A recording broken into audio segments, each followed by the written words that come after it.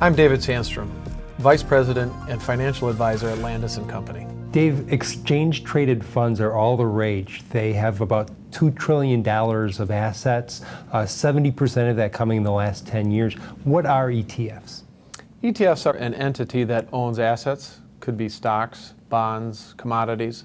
Then they divide that ownership up into shares and then sell those shares to investors. So it sounds like these exchange-traded funds are very similar to mutual funds. Well, they're similar in the fact that it's providing you with the diversity of owning multiple stocks or bonds within the fund as opposed to holding individual securities.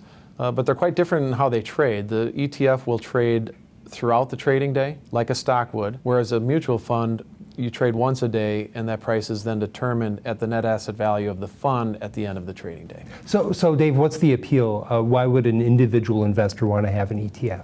Probably the most attractive for investors is the low cost associated with it. Most ETFs are passively managed, kind of like an index fund, and so it offers you some exposure to different markets at a very low cost. The second one being, and this is maybe a little bit less of an advantage, but for some people who have large taxable accounts, there is some tax preferences to holding ETFs versus mutual funds in those accounts, simply because of the way that the redemptions are handled gives you some relief from capital gains exposure. What are some of the shortcomings that you see of ETFs? Well, ETFs, like other index funds, I think what you're admitting right off the bat is, I'm not interested in beating the market.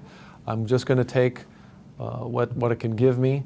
But more importantly is the downside risk. You're signing up for 100% of the risk of that index. And in a managed mutual fund situation, a good management team can provide you some protections against the downside, and also give you the opportunity to possibly beat the index. For long-term investors, is there a role that ETFs can play in their portfolios? Certainly. I think that it's some areas of the marketplace that aren't as a compelling reason for stock picking. You know, large cap value might be one of those. I like broad exposure to the S&P 500, for example, at a low cost.